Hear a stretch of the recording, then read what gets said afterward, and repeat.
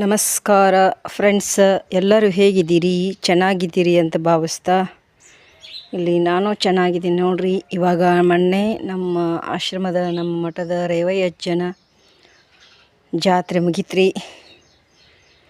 ಜಾತ್ರೆ ಮುಗಿದ ಮೇಲೆ ಎಷ್ಟು ರೊಟ್ಟಿ ಉಳ್ದಾವ ನೋಡ್ರಿ. ರೊಟ್ಟಿ ಎಲ್ಲ ಮೆತ್ತಗಿದ್ದು ರೀ. ಹಂಗೆ ಒಬ್ಬೊಬ್ಬರು ಕಟ್ಟಿ ಮಾಡಿ ಕೊಟ್ಟಾರ, ಒಬ್ರು ಹಂಗೆ ಮೆತ್ತನ ಮಾಡಿದ ತಕ್ಷಣ ಹಂಗೆ ತಂದು ಕೊಟ್ಟಾರೆ. ಹೀಗಾಗಿ ಅವು ಬುಳಿಸ್ ಬರ್ತಾವ ಅಂಥೇಳಿ ಕೆಟ್ಟು ಹೋಗ್ತಾವೆ. ಬುಳಿಸ್ ಬಂದ್ರೆ ಕೆಡ್ತಾವ್ರಿ, ಇಷ್ಟ ಆಗತ್ತೆ. ಮನುಷ್ಯರಿಗೂ ತಿನ್ನೋಕ್ಕಾಗಲ್ಲ, ಮತ್ತು ದನಗಳಿಗೆ ಹಾಕಿದ್ರೆ ದನಗಳು ತಿನ್ನಲ್ಲ. ಅದ್ರ ಸಲುವಾಗಿ ಬಿಸಿಲಿಗೆ ಹಾಕಿದ್ದೀನಿ ನೋಡಿರಿ. ಇಷ್ಟು ರೊಟ್ಟಿ ಉಳ್ದ ನೋಡಿರಿ. ಎಲ್ಲ ಒಣಗಿದಾವ್ರಿ. ಇನ್ನೊಂದು ಸ್ವಲ್ಪ ಒಣಗಬೇಕ್ರಿ. ಫುಲ್ಲು ಕಟ ಕುರುಮ್ ಹಣ್ಣು ಮಟ್ಟ ಒಣಗಬೇಕ್ರಿ. ಇವು ಒಣಗಿದ್ರೆ ಜೋಳಿಗೆ ತುಂಬಿಟ್ರೆ, ಜೋಳಿಗೆ ಹಾಕಿಟ್ರೆ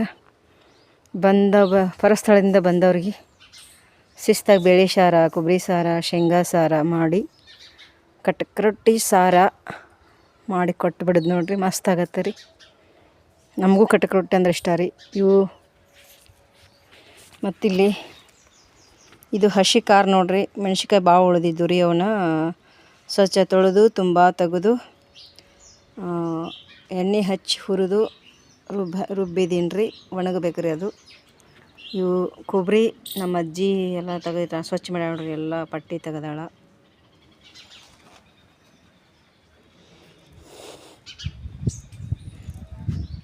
ನೋಡಿರಿ, ನಮ್ಮ ಅಜ್ಜನು 3 ಶಾಲೆ ಅದಾವ್ರಿ. ಇನ್ನೂ ಒಂದು ಶಾಲೆ ಐತ್ರಿ, ಒಳಗೆ ಟೆಜ್ರಾಗ ಐತ್ರಿ ಇನ್ನೊಂದು. ಇವು 3 ನಮ್ಮ ಅಜ್ಜಿಗೆ ಹಾಕಿದ್ದೀವಿ ರೀ. ರೇವೆ ಅಜ್ಜಿಗೆ ತುಡಿಸಿದ್ದೀವಿ. ಮ್ಯಾಗ ಹೂವೆಲ್ಲ ಹಾಕಿ ಶೃಂಗಾರ ಮಾಡಿರ್ತೀವಲ್ವ, ಹಾಗಾಗಿ ತಂಪಾಗಿದ್ದು ರೀ ಅವು. ಅದ್ರ ಸಲುವಾಗಿ ಕುಮ್ಮಸ್ ಬರಬಾರ್ದು ಅಂಥೇಳಿ ಬಿಸಿಲಿಗೆ ಒಣಗಾಕೆ ಹಾಕಿದ್ದೀವಿ.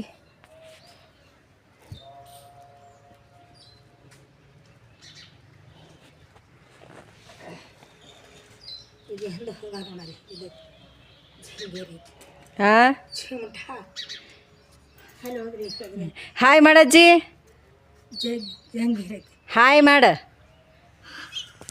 ಹಾಯ್. ಎಲ್ಲರೂ ಹೆಂಗಿದ್ದೀರಿ? ಆರಾಮಿದ್ದೀರಿ ಅಂತ ಕೇಳ. ಹಾಂ, ಎಲ್ಲರೂ ಹೆಂಗಿದ್ದೀರಿ? ಆರಾಮದಿರಿ ಅಂತ ಕೇಳ.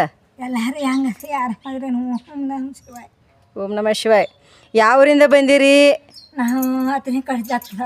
ಜತ್ತದವ್ರು. ಯಾರು ಕರ್ಕೊಂಬಂದ್ರಿ ನಿಮ್ಮನ್ನ?